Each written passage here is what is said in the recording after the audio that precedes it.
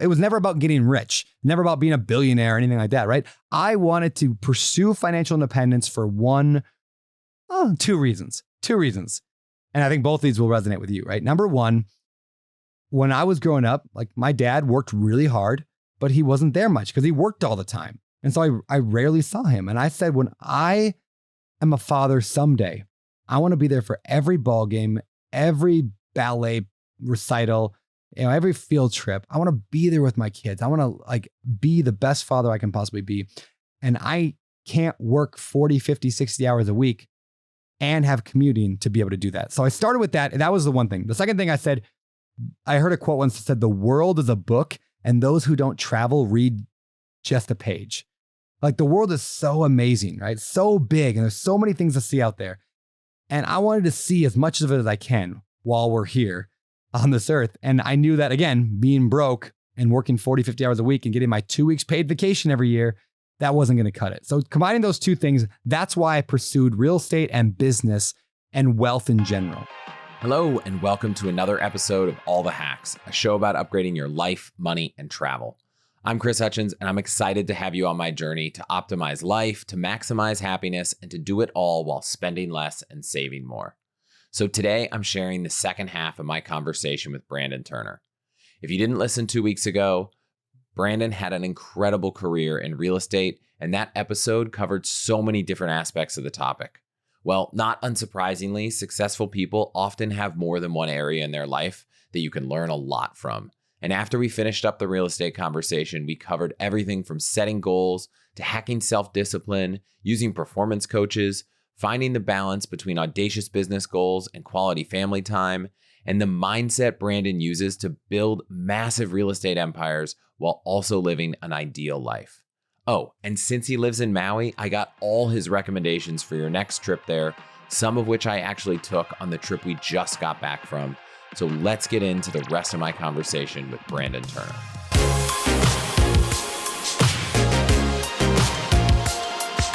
Brandon, welcome back. I want to dive right into mindset and systems because you've talked about that in our last conversation. You've talked about it a lot in the past. What are most people getting wrong when it comes to their mindset and the systems they put around it? This might not be true for this audience, right? Because if you're listening to this show, you're probably already a pretty high achiever. You've got goals, you've got things you want to do in life. But I'll say that most people live life in the back seat. They're being driven around in this crazy taxi around the world and they're just doing whatever comes at them, right? They're not taking any control. So I would say 90% of the world is that way. They have no mindset because they don't even know that's a thing. They don't know that there's a thing they should be concerned about, right? Like they work the same job, they hate, and they're miserable for 50 years. And they just look forward to the weekends where they can drink with their buddies because that's just what life is. So assuming that these people are not that type, what are they getting? I mean, it's really just, and it's related, right? It's knowing that anything is possible. Anything is possible. It's like your mom said when you were a little kid, right? You can do anything if you try. Like it's totally true, right? You could do anything. You could make millions in real estate. You could build a tech company. You could, be a digital nomad and live on, points and $500 a month or whatever. Like you could do whatever you want. So I'm a big believer of start with the feeling you want to have. Start with the feeling of life you want to have. Define your ideal day. I love that practice where you're just what does the ideal perfect day look like? And then jot that down. And now you know where you're headed. Now you can find the strategy that's going to get you there. But the mindset of this, I want an ideal life and an ideal life is possible for me. So I'm going to pursue it with every ounce of my being. And almost everybody I know who is incredibly happy in life and incredibly successful, not just from money, but from anything, right? People I know who have an amazing marriage, it's because they know that having an amazing marriage is possible and they work for it and they fight for it because they know it's possible. And so that's the thing I think a lot of people in general miss is they never take time to envision what's possible and they just do what's ever in front of them. I'm going to assume you're one of those people that wants an amazing marriage. Can you tell me about things that you've done intentionally to make that possible? Yeah, man. So I set goals every year. This is one of the most life-changing things I ever did. My wife and I, every year on the first or maybe the second, whenever we can get a babysitter, we will go out and spend half a day or maybe even a full day doing our couples goal setting retreat. Now, in a perfect world, I'd go for 2 or 3 days. We go to the vacation, go to the mountains or whatever. And I got little kids at home. I got a 2-year-old and a 6-year-old. So right now that's not happening, but we'll get out for a day And we will just work together on where we want to be as a couple. And that starts with reflection on your past. Like where were we last year? Where did we struggle? What are we doing right? What are we doing wrong? And then where do we want to be? So 5 years ago, we said within 5 years, we wanted a house in Hawaii. We wanted a house where we could have people come and visit, family and friends who'd come and stay with us. I said I wanted to surf more. I said I wanted to, I had all this stuff we wanted to do as a couple. And it wasn't 5 years later. We did it like 9 months later. Because as soon as we defined what was possible and we had a goal, all of a sudden I was like, well, hey, I want to go to Hawaii for a couple months this winter while it's miserable and rainy in the Pacific Northwest? Sure. So we went there. And because we knew we wanted to end up there someday, we started looking at real estate and all of a sudden we found a house, right? Is that the law of attraction? I mean, is that woo-woo stuff? Or is that we had a vision for where we wanted to go and we worked towards it? So we do that in our marriage. We set goals together every year. We visit them every quarter. I have a sheet hung up on my bathroom mirror that has our goals for the year, as well as spots for checking off. And I'm not very good at checking, honestly, with this. I wish I checked it every single day, all like the habits that are going to give us a better marriage. But we at least have it in the mirror every single day when I open up for like my toothbrush. And so just being intentional, again, doing the things that we do in business and applying them to our personal life, that has made such a difference on the relationship side. Do you do the same thing for other goals in life, whether it's business goals or your own personal non-relationship goals? Yeah, yes, very similar. So this is my framework, and I didn't invent this. I have a journal actually. Is it back here somewhere? Maybe? No, it's not. All right. So I have a journal called the Intention Journal, and I basically just got everybody like journal in the world, every goal journal there was, and I used all of them for a while over the course of like 3 years, and then I just made my own. But I'm not saying you have to get that one. I'm going to give you a really simple like system that I use. So so I have a vision for what I want my life to head, right? I have longer term goals. Like I'm trying to buy $10 billion of real estate in 10 years. That's just so far out there though. So I don't like thinking in terms of like decade goals, even though I might have them. I don't like thinking in terms of even like 3-year goals, even though I have them. Even 1-year goals, I don't love that much.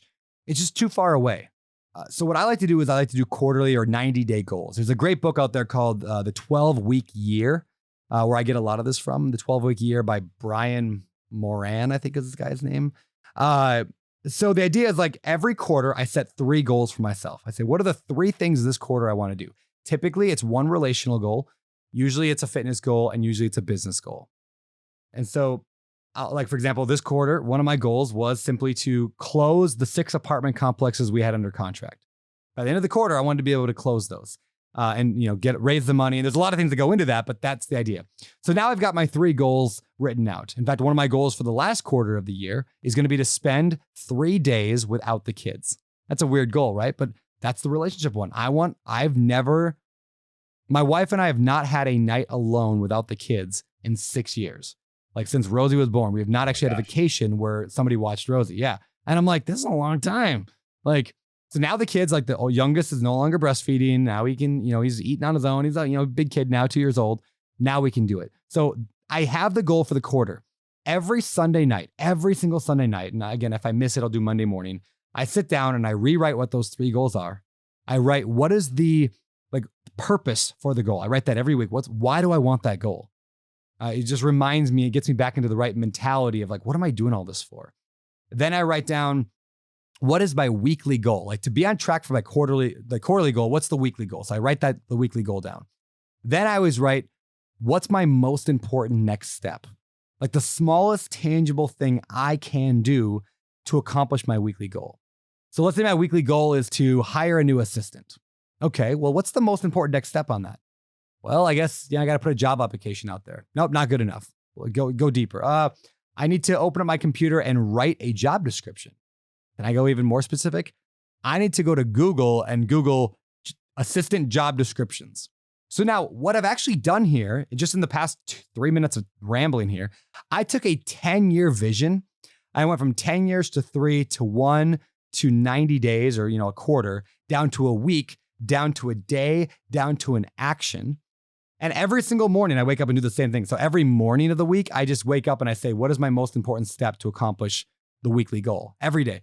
So I've taken a 10-year goal of buying $10 billion of real estate, and I've boiled the entire thing down to a 30-second task. Go to Google and type in personal assistant job description and hit enter. My entire future, my family's future, my generational wealth is all dependent on a 30-second Google search. And then I do it. And then I can do it again 5 minutes after that. So that's my entire goal setting process. And I just bake it inside my journal. But yeah, that's it. And are there systems you use throughout the day to keep on track? You know, if you're looking at it in the morning, but is there a way you structure your day or your workflow to be more productive? I have a personal assistant, so she makes me do a lot of things that are important. So actually, let's talk about hacking real quick, right? Like the idea of credit card hacking or travel hacking or house hacking. Let's talk about self-discipline hacking. I have zero self-discipline, almost none. Like if there's a cookie on the counter, I will eat it. If there is a meeting I can skip, I will skip it. If there is anything I need to do, I will let myself down. I will lie to myself. I will disappoint myself all day long. As a result, I'm really bad at getting things done. So I've had to hack my way into being productive and being efficient. I'll give you a couple examples. One, I hire a personal assistant. So Jane, who's my assistant right now, Jane's awesome. Jane makes sure that I do the most important things and will yell at me. And I tell her she has permission to force me to do things. And there's ways to do it, right? For example, the massage. I mentioned earlier, I get a massage once a week. I don't get a massage because it feels good. I mean, yes, it feels good, right? Like massages are fun. I get a massage because I know the most important thing as an entrepreneur that I can do is have uninterrupted thinking time every week. But I don't do it. I won't do it. I will write down, I'll put on my calendar, go sit at the beach and go think for an hour and a half or just process, journal. I won't do it because I lie to myself and I disappoint myself all the time. But when Adriana, my Brazilian masseuse, shows up in my driveway and she's pulling behind this giant massage chair, well, now I'm going to do it, right? Because I've now obligated myself to somebody else. So then I go and get an hour and a half long massage. And most of the best ideas and problem solving I've had are during that massage. So a massage is simply a way that I have hacked my lack of self-discipline to do the things that I want to do. I hire a personal trainer to come to my house to work out. I do the food thing, like you said. I have somebody now helping with the kids so that I can do other things. I align my life so that way I am obligated to do the things that I know I need to do, but lack the self-discipline to get it done. I even have accountability groups, like mastermind groups that we meet every week and go through our goals. All this is designed to get me to just do something because I'm so darn lazy. Let me just throw out a couple more ideas in case people are interested in more ways they can kind of hack their laziness or their self-discipline. One of them, I am a big believer in checking boxes. Maybe there's the Seinfeld strategy. Let's talk about this one. Seinfeld has this quote from years ago. It's probably made up. It's probably one of those Abe Lincoln said it kind of things, but where he said every day he writes one joke. And when he's done with the joke, he puts a big check mark on a spreadsheet or something like that. And after a while, you start getting a lot of check marks in a row. And so his advice to this up and coming comedian he gave was, don't break the chain of check marks. Just don't break the chain. So I'm a bigger believer of doing little tiny actions over and over and over and over, and then putting them on a checklist. That's why I said I have a checklist inside my bathroom mirror for some of our relationship habits. But I do it in my journal every single morning. So for example, read one page. I can read one page, or I can. I'm really bad at flossing, right? So I'll be I'm going to floss. These are things, now I'm not good at it, but because I'm tracking it now and because I have an accountability group that looks at my tracking, I've now, I would look stupid if I showed up and was yeah, well, I said I was going to eat healthy all week, but I just ate, Cheetos and Mai Tais all week. I would just look stupid because I don't want to disappoint my accountability buddies, the other guys that are hey, we're going to, build our businesses too. So I don't want to look bad in front of other people. So I will then get that, what do you want to call it? Accountability around them. In fact, in my own company, I operate a system called EOS. Have you read Traction? Gino Wickman's Traction. So Gino Wickman has a book called Traction. It's right here. Get a grip on your business. It's basically a system for pulling all the different pieces of your business together into one cohesive system. And so it's kind of like what I said earlier with the goals. You have your big 10-year goal maybe and a 3-year goal, and you track it down to a meeting that you have once a week with your team. But in that meeting, I say out loud in that meeting, last week, I said I would do blank and I blank. Last week, I said I would call 3 investors. I called 2. In other words, I have to fail. I have to publicly fail in front of my team if I don't deliver on the thing I said I was going to do. So by adding in that piece of the meeting through the book Traction, again, we operate on this kind of system, but that piece of the meeting is I said I would do this. I did this. That holds me accountable because although I will let myself down, I don't want to let my team down, right? Like, I don't want to let them down. So the more I can obligate myself to things, the more likely the things get done. I mean, at the end of the day, you are the results of what you repeatedly do. I'm going to say that again, because this is like one of the most profound statements. I didn't invent it. I've heard it said in many different times, in many different ways. I'll say you get the results of what you repeatedly do. You eat chips and nachos and Mai Tais every day, you're going to get overweight. You jog every single day, you're going to lose weight. You spend 15 minutes every day looking into your significant other's eyes, having a real conversation, you're going to have a better relationship.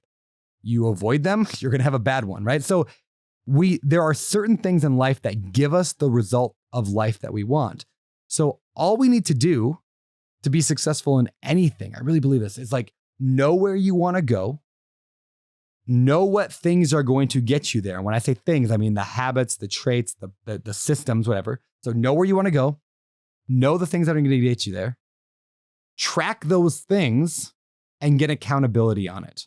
If it's a group of guys getting accountability together, or guys meaning guys or girls, or is it hiring a performance coach, whatever that is, get the accountability. So know where you're going, figure out what the steps are needed to get there, track it so you can be aware of you getting there or not getting there, and then get accountability so you can hack your self-discipline. You can accomplish anything by doing that. So you've got your group of accountability partners, you've got your spouse, you've got your team, you've got all these systems, but you also have a performance coach. Tell me about what that brings to the table. It's like therapy. It's literally just like, it's like once a week, somebody asks me a bunch of hard questions and I have to answer them and think deeper. So just like the massage time is forcing me to have that unstructured, just open, like thinking time, the performance time is forced time to work on my business, not in my business, to work on my life and not in my life. So my coach, his name is Jason DeRees. It's like trees with a D at the end, DeRees. He'll ask me just very simple questions. Like, so where are you not playing fully out right now? Or is that really what you want? Or is that what you're expected to say? Right? There's like very like therapy type questions. Usually around my business, though. We get into a lot more than just business, but it's just a time every week that I'm forced to look at my business like an outsider, to look at my life like an outsider, and to say, like, what can I do better? How can I improve this? Like, a performance coach is something I believe every single human should have if you can afford it. And if you can't afford it, then get a group of people together and do the same thing. Just do it for free with a group of people. Like, it's not as powerful because you're not paying somebody. So there's no really like bias for action on their part to actually hold you accountable. But if you can pay someone to ask those tough questions, how does that not pay off 100-fold? Even if even if only 10% of the calls I do with Jason are effective, the 1 out of 10 will completely transform my life. Right? In fact, I left the Bigger Pockets podcast after 10 years from it. All started with a question he asked me. He just said, "It sounds like you're getting kind of burned out. Do you need to take a month off? How's that sit with you? Does that feel light or does that feel heavy?" And I'm like, month off sounds amazing. I'm going to do it. I'm going to take a month off. I had never taken time off the podcast. And that one question led to taking a month off, which then once I was like, had decided that it was okay to take a month off, I was like, wait, why don't I just take the whole thing off? Why don't I just stop? Why don't I just focus on the other part of my business? So having that person who just dives into your psyche and asks you good questions always pays off. I believe it, always. Where would you tell someone who believes you? They're like, great, I need one. Where do they go to find a performance coach? It's tough, man. I mean, you can go to the big organizations like the Tony Robbins or whatever, and there's nothing wrong with that. I like my guy. I got it from a referral. Again, Jason DeRees. I think it's Jason DeRees Coaching. Like, he's got a bunch of people under him. Like, those are like the big ones.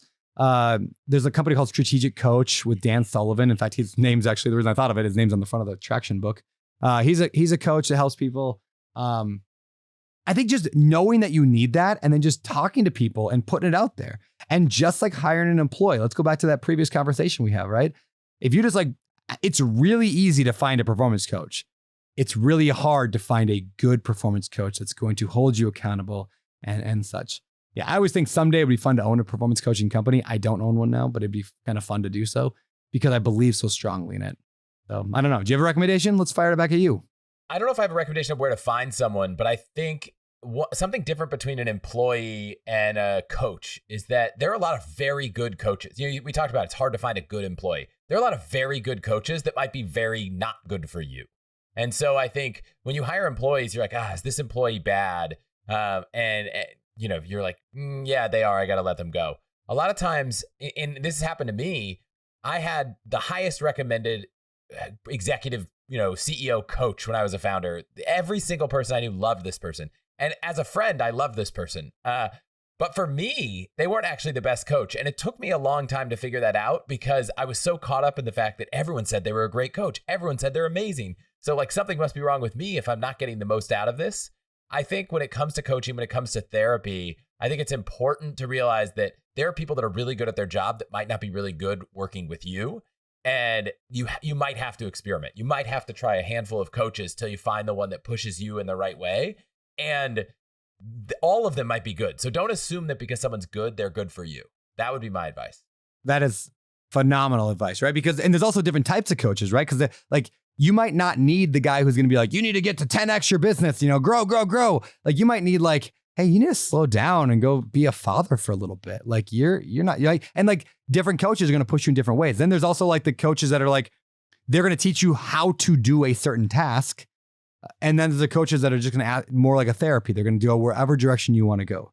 So yeah, and just trying out a bunch of them, trying to find what fits, I think is just, they're out there. And if you know that's what you need, just pursue it, put it out there in the universe. Again, law of attraction, quote unquote, or just knowing what you want and then relentlessly pursuing it, you're going to find somebody great. And then you're going to transform your life. I really believe that. So I want to get to family, but first, can you talk about the Starbucks strategy? We talked about a bunch of strategies. This is one that I've seen you talk about when it comes to big tasks. Let's hear about it. Yeah. So, all right. So we're talking you've heard the analogy of the book writing. Have I mentioned that with Starbucks? Not in this podcast. But now that one? No, I have. That's what I'm talking you know about. what I'm talking about, right? Okay. I just want to make sure that we're the same Starbucks strategy. Okay. All right. So Starbucks strategy looks like this. It's essentially, I call it that just because this is how I've written my books. I've written 5 books, right? The first book I wrote, it was called The Book on Investing in Real Estate with No and Low Money Down. Longest title ever. And I wrote that I'm going to write a book. So I sat down one day and I started writing some words and then I put it away for a few weeks. And I came back and I wrote a few more words and then I put it away for a few weeks. And when I was inspired, I wrote some words. That book was hell to write. It took me over a year to write it. I hated every second of it. I did not enjoy writing it. It turned out fine. The book's fine. You should read it if you have no money because it's a book for no money. Then the second time I was like, I don't want to do that again, but I need to write this other book on rental property investing. So that time I said, I'm going to pursue this differently. First of all, I'm going to learn how other people write nonfiction books. And I studied a lot. And so this whole strategy comes from a bunch of other people. I didn't make this up. I don't make up anything. I just regurgitate stuff, right? So I go to Starbucks with my wife. Actually, she was going to write a book at the same time. She was going to write it on managing. I was going to write it on just investing and rentals. And we sat down at a Starbucks and we made a commitment to ourselves and said, we will not leave this Starbucks until our book is 100% perfectly outlined. It's really that quote, like the Abe Lincoln quote, again, who knows if he said it, but he said, if I had 6 hours to chop down a tree, I would spend the first 4 sharpening my axe. So what this whole strategy was I'm going to spend a focused, dedicated, nonstop period of time to sharpen the axe. So for me, I sat down, I spec'd out the entire book on note cards, 10 chapters, or it was 12 chapters, 12 subchapters, flip every card over and it had an outline of what that subchapter was going to be about. So at the end of the day now, every day after that, I ended up with 100 note cards, I think actually when I was done. Every day I had a note card for 100 days straight with what chapter it's in, what the subchapter is, and then 3, 4, 5 bullet points and what I had to write. Well, that's easy. Now I just got to write 500 words to 1,000 words a day. And within exactly 100 days later, my wife and I both finished a book and we had 2 full books. Total length was almost 300,000 words between the 2. And I've sold over 1 million copies of those books now. So all I'm getting at here is like define, like sharpen your axe, define what success is going to look like, do the work up front, and it makes everything else easier on the back end. So you talked about family. I think that there are very few people in the world who would say one of my big goals is to do anything measured in billions, right? You mentioned $10 billion of real estate. Most of the people I know that really, really prioritize crazy, audacious business goals don't often talk also about prioritizing being a good partner and being a good parent. And having listened to you talk a lot, it's something you do more than most. How do you find that balance? I mean, so first of all, yeah, I got into real estate. I got into financial freedom, the pursuit of financial independence. And I know it's kind of a buzzword, right? But all I'm talking about is when I say financial independence, the ability to do what you want, where you want, when you want, how you want, with whomever you want. I don't know. It's like just that freedom, right? That comes with having money. It was never about getting rich, never about being a billionaire or anything like that, right? I wanted to pursue financial independence for two reasons. And I think both of these will resonate with you, right? Number one, when I was growing up, like my dad worked really hard, but he wasn't there much because he worked all the time. And so I rarely saw him. And I said, when I am a father someday, I want to be there for every ball game, every ballet recital, every field trip. I want to be there with my kids. I want to be the best father I can possibly be. And I can't work 40, 50, 60 hours a week and have commuting to be able to do that. So I started with that. And that was the one thing. The second thing I said, I heard a quote once that said, the world is a book and those who don't travel read just a page. Like the world is so amazing, right? So big and there's so many things to see out there.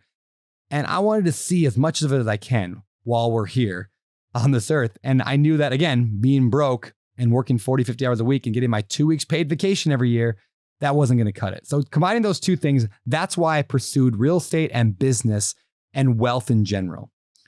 Now, fast forward a few years and I find myself sometimes just like, I've achieved it. I could retire right now and just sit on a beach and do nothing, but I'd be bored out of my mind, right? I can only play Barbies and G.I. Joes for so many hours a day.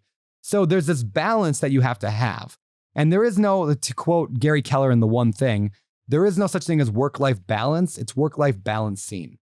It's a constant influx, a flow that you sometimes have to go farther one way and sometimes you have to go farther the other. And therefore, I am constantly reevaluating where I am on that spectrum of too much work and maybe too much family, right? Because as an entrepreneur too, we get paid in the future for the work we do today. We don't get paid today for the work we do today, right? So we have to do the work now to get paid 5 years from now. We got to plant the seeds today in order to harvest then. But I also need to make sure that my kids are being brought up right and that they're connected with me and that we have that solid relationship. So I guess that's why I talk about it a lot, because I'm very scared. Is that the wrong word? Maybe I'm very concerned that at the end of my life, I will look back and say, why did I work so much? Like, why didn't I do the things that are most important in life? And the only way to know that is to continue to evaluate it and to have the conversation with people. So I love when this topic comes up because it forces me to introspectively look at my life and say, how am I doing right now? Can I do better? Can I get more balance? What about you? So it's interesting. I used to be I still am someone who really loves productivity, like inbox zero kind of everything. But one thing that I recently picked up, so we have 2 daughters, 2 and 3 months. So still, you're in it. I always wanted to get to inbox zero, but I've lately still prioritized, right? When I'm working in the most efficient manner. But when I get to the end of the day, and it's actually nice that sometimes kids just force this, right? Like we have an au pair, she's done at 5:30. Like there's no real option. Like you got to be there at 5:30. I just kind of let it drop. And I think I've spent so much time in my life feeling like, gosh, everything I do today is for the future. I need to get it all done. And then the next morning, I'm like, it didn't really matter that I got everything done before I went to bed. Now, there are times, Tuesday night, this show comes out on Wednesday mornings, or maybe this bonus episode on a Friday. Like there are times where it's like, no, I do have to stay up because this thing comes out this time. But for the most part, there are a lot of things that you feel a lot of pressure to do. And I found that the more I've built the muscle of getting comfortable with not doing some things, whether it's a task at hand or it's just saying no to a meeting, the more you get comfortable with it, the more, one, it's easier. And two, you realize it doesn't matter. So I remember I got this email from a guy named James Bashar, who has a podcast called Below the Line. And I said, we'd connected in the past and it'd been a few years. I reached back out to him and he said, you know what? I don't really want to do meetings because I'm trying to prioritize other things in my life, but I'm really down with asynchronous communication. So if you want, you could go and use this tool like Loom and you could record a conversation you want to have, part of it, and then I'd be glad to get back to you. And I was like, oh, wow. So one, it really raised the bar. Like, I'm not going to go record a video to talk to him to just shoot the breeze. So like, he's basically filtering for, if you just want to have a BS conversation and talk, that's gone. And at the time, I wanted to catch up with him because I was trying to start a podcast, but I didn't really have my questions formulated. And it actually forced me to wait and ask when the time was right. And then I started using that. And boy, it makes everything so much more efficient. And it's just helped me prioritize. So someone says, hey, you've started companies. Can you help me figure out how to start a company in the space that you did? I say, great. If you want to go to Loom and you want to record some specific questions or write them out in an email, I'm happy to answer those questions. And if it eventually makes sense for us to chat, I'm happy to. But there's a lot going on right now. And I just have to let some things drop. And it's nothing personal. And learning to do that and getting comfortable doing that has made it so much more comfortable to go and say, you know what, like this week, our au pair is out of town. She's in Boston, New York, Chicago, having a blast. And that means there's no childcare and 2 kids is a lot. And so other than this interview, I basically have no meetings all week. And I'm okay with that. And I'm letting things drop because I've gotten comfortable with that skill. That's been the biggest thing for me is that comfort with doing something that in your grindy kind of 20s, early 30s time of life just felt unfathomable. It's like, I got to get it done. Letting it go is very cathartic. You know, that reminds me, and I love you say, like, you know, sometimes you got to drop some stuff, right? And in the book, The One Thing, I'll bring it up again. Gary Keller, Jay Papasan, they have the book, The One Thing. And they tell the story or the metaphor in there that says that life is like juggling a bunch of balls, right? You're juggling family, health, your work, your career, your financial life. You're balancing all these things. And he says, some of those balls are rubber and some of them are glass, right? When you drop something at work, it'll bounce right back. Like typically nothing's really that bad, but there are glass balls in our life, right? Our relationship with our spouse or significant other is a glass ball, and you can only drop that so many times before it shatters. And so there's this constant, I'm always thinking a lot of my life is going to get dropped. A lot of things are going to get dropped. Let's make sure we drop the right things. And that at the end of my life, like that would be a great reputation to have and a great like dying thought is I drop the right balls throughout my life. And it's funny because I respected the email I got from James so much. Mm-hmm. You know, you think you have this email that's like, you know, I've had a handful of people that I would put in the category of like important people. Their emails are like, hey, I'm not checking email this summer. And I'm like, damn, that person's like, they've got it figured out. I didn't write back and be like, that person's an asshole. You know, like that, my reaction was like, this person is prioritizing their life in many cases better than me.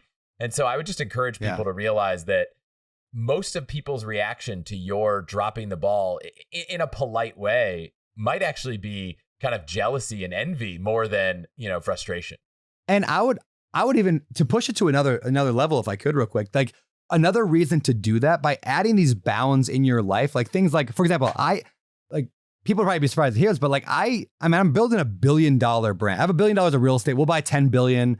That should make my company about $1 billion in profit over the next 5 to 10 years. Like it's a legit like $1 billion profit business. And I work at most 5 hours a week. Like that's it. Like I don't work a lot of hours at this. I'm going to launch a new business next year that I think is going to be awesome. And from day one, I have the requirement. I do not work more than 5 hours a week at this. And the cool thing is by having those boundaries, I am forced to build a business that I am not within. Like I am building it from the outside looking in. I'm not building it from the inside up. I'm not doing every single role. I'm saying, no, that's the rules of this business, of this game.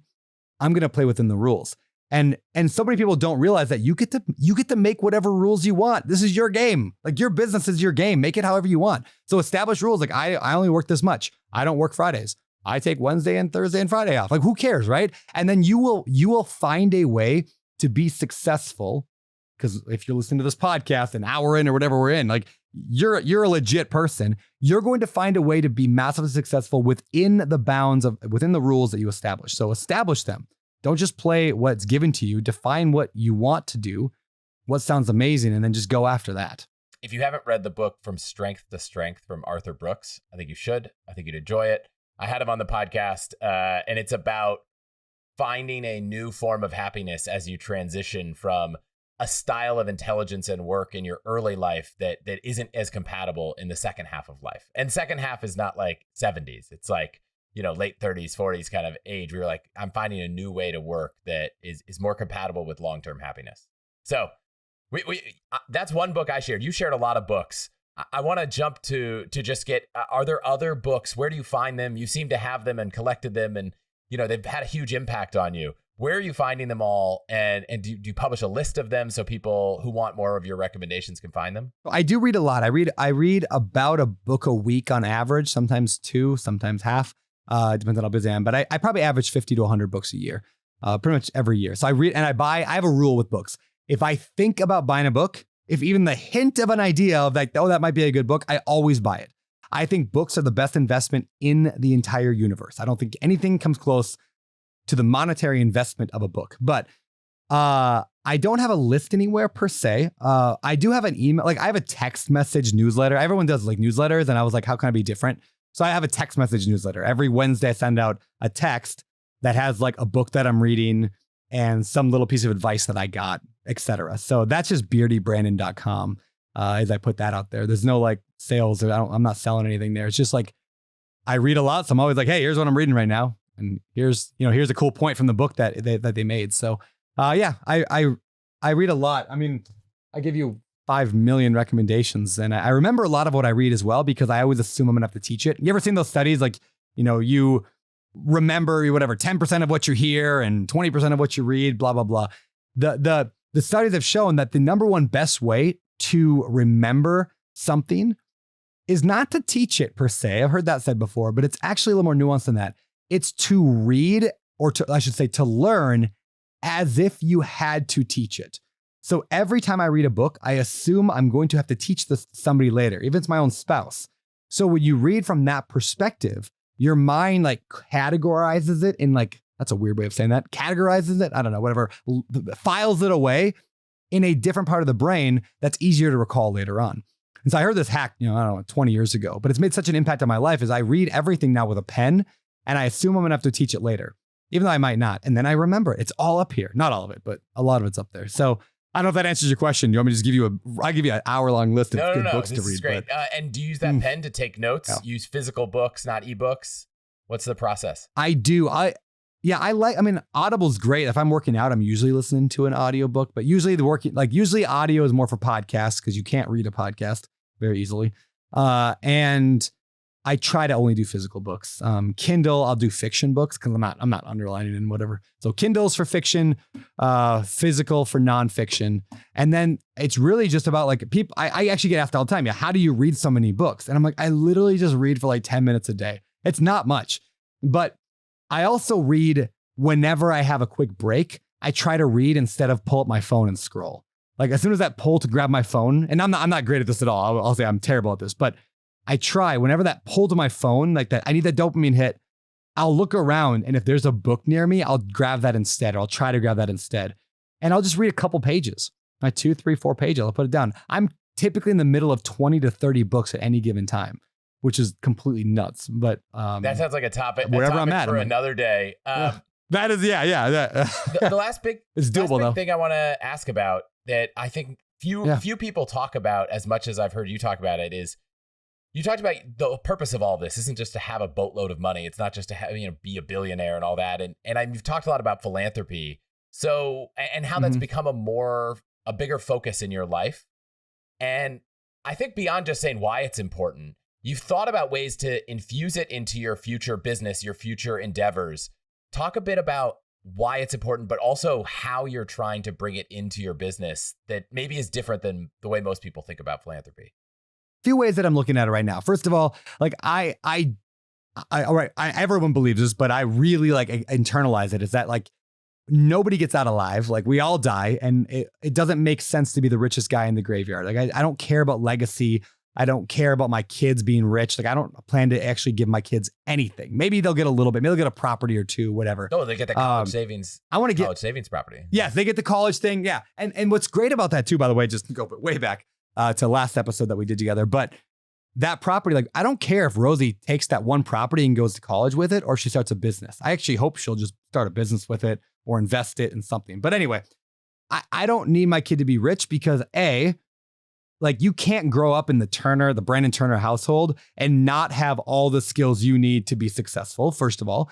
Because like I'm going to train her. I train him every day. I'm always talking about money and finances and entrepreneurship. And Rosie has bake sales and Wilder will, when he's a little older.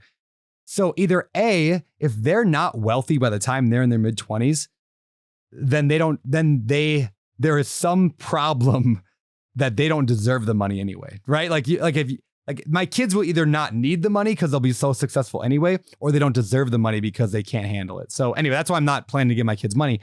So in other words, what do I do with it then?